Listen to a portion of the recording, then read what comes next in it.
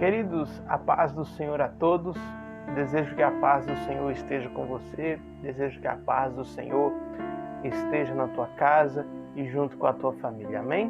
Você que está vendo este vídeo, deixe o seu like e deixe o seu comentário e compartilhe este vídeo com o máximo de pessoas possíveis e ative o sininho das notificações para que você receba os vídeos. Amém?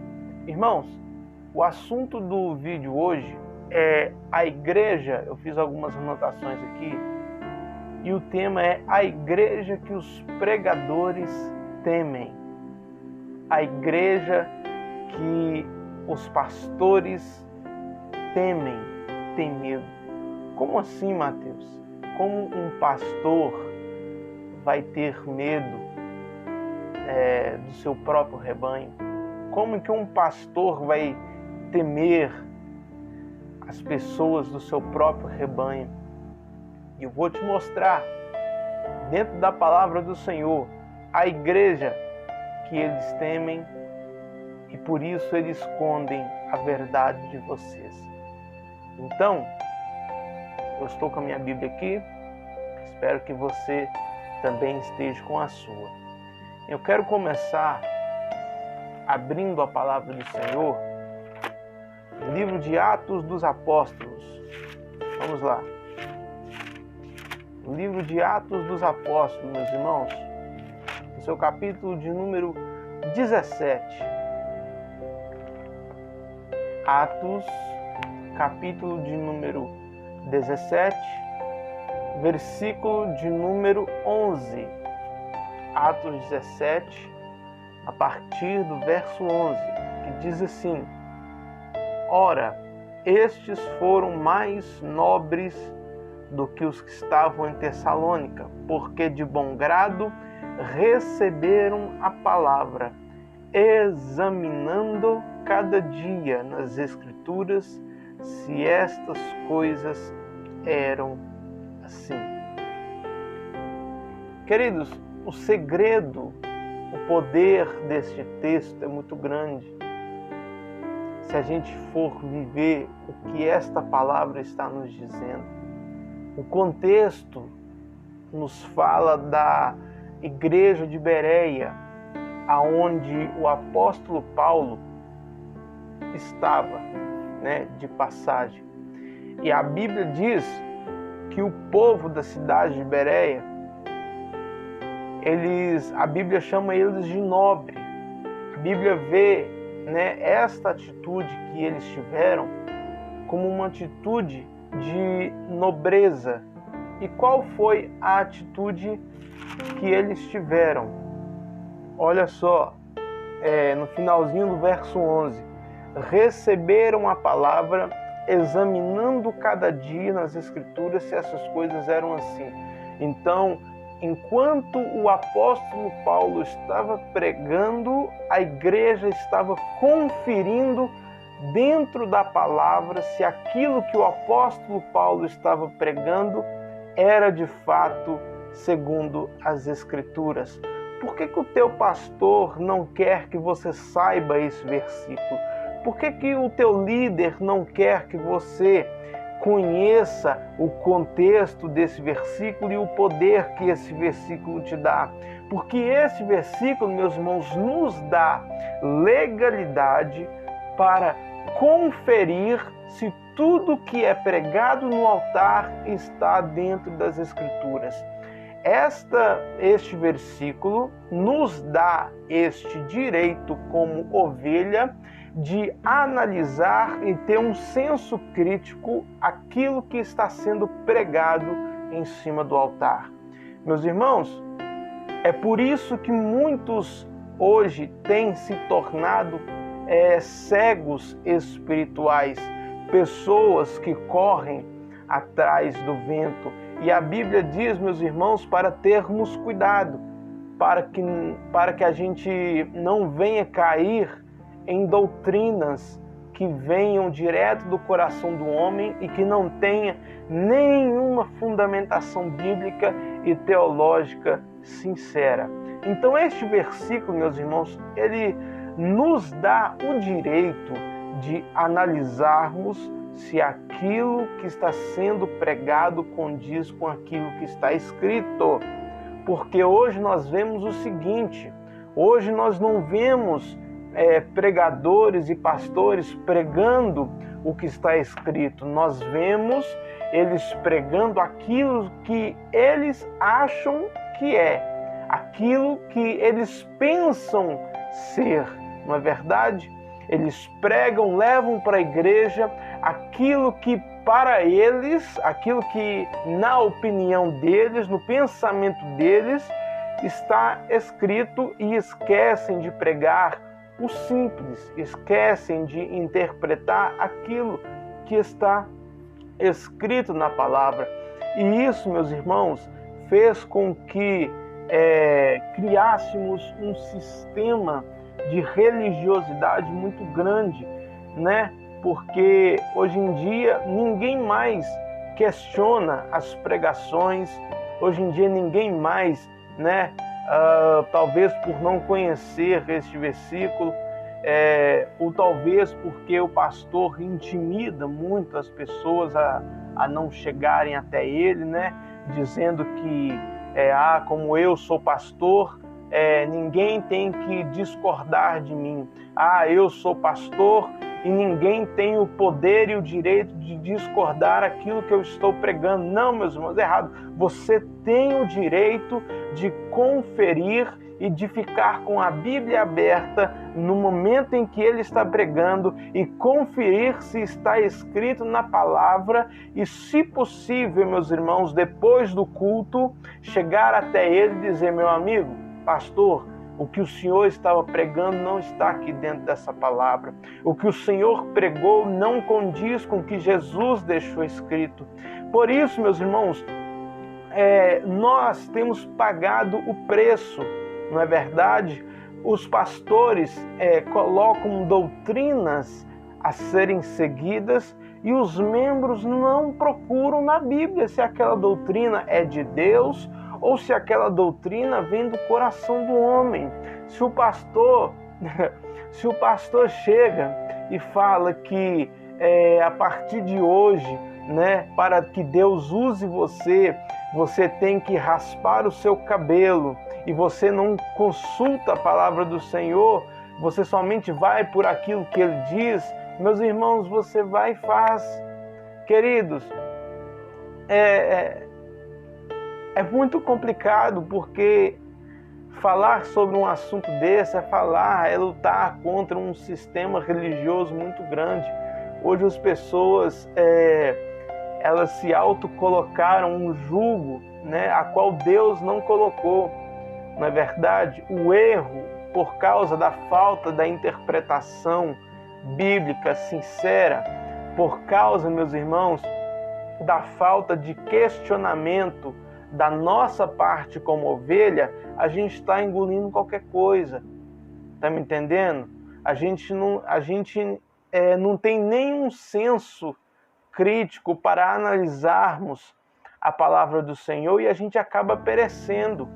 Não é verdade? E por que a gente não questiona o que está sendo pregado? É porque a gente também não estuda. A Bíblia diz, Oséias capítulo 4, verso 6, o meu povo perece por falta de conhecimento.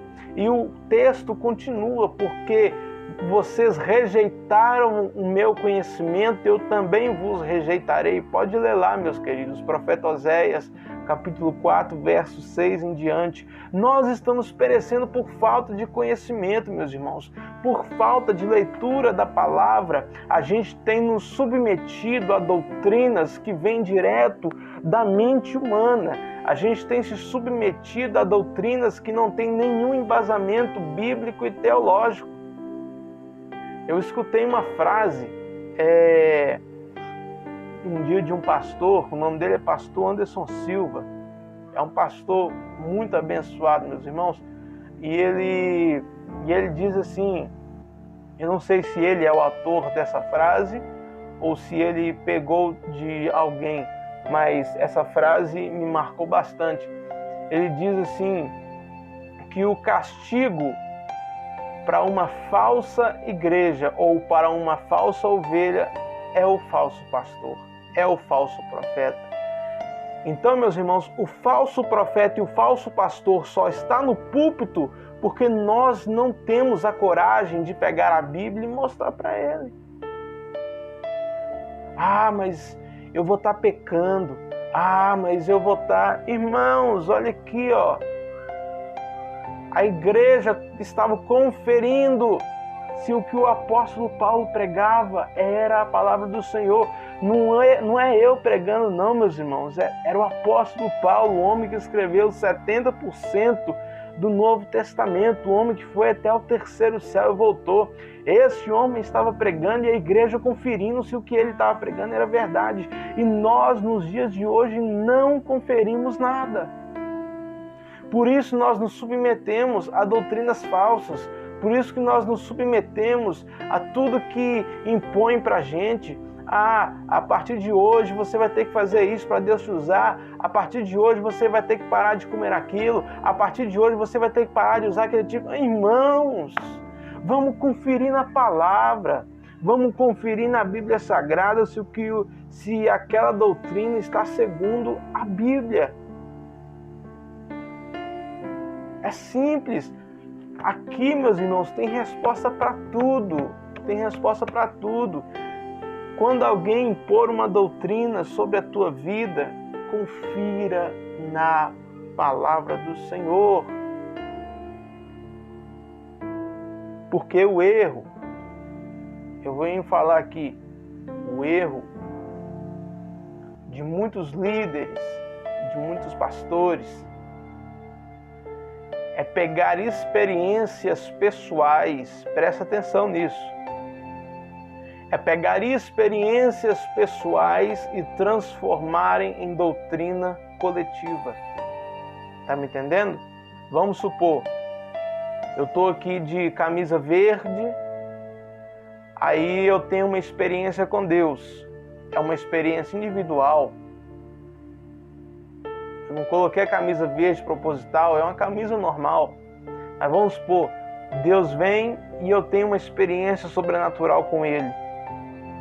Aí o que pastores sem senso bíblico nenhum fazem? Vão para o púlpito e falam assim: irmãos, a partir de hoje, para Deus usar em vocês, todos vocês precisam vestir camisa verde. Tá entendendo? Eu peguei uma experiência pessoal minha e transferi isso para os membros. Vamos supor que no momento que Deus me deu uma experiência, eu estava de calça jeans ou calça social.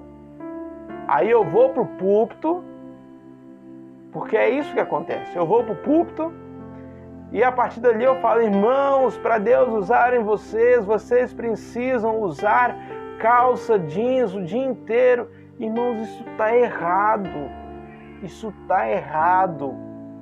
Nós não podemos aceitar essas doutrinas. Por isso a igreja está fraca. Por isso a igreja tem padecido, porque não tem isso aqui, ó. Uma geração que é capaz de chamar pastor de Senhor e Deus de você. Uma geração que idolatra pastor. Tudo que pastor fala, ele nem confere na Bíblia, ele vai e entra de cabeça. Irmãos, a palavra de Deus, ela nos liberta. João capítulo 8, verso 32, e conhecereis a verdade vos libertará. É a palavra que tem poder de libertar, meus irmãos.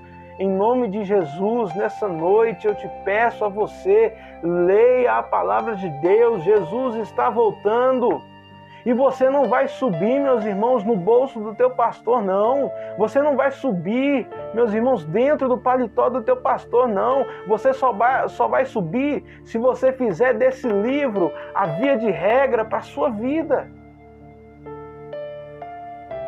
Está escrito, meus irmãos. tudo que você precisa. Você quer resposta para casamento, você quer resposta para a vida espiritual, você quer resposta... Irmãos, está tudo escrito na palavra do Senhor.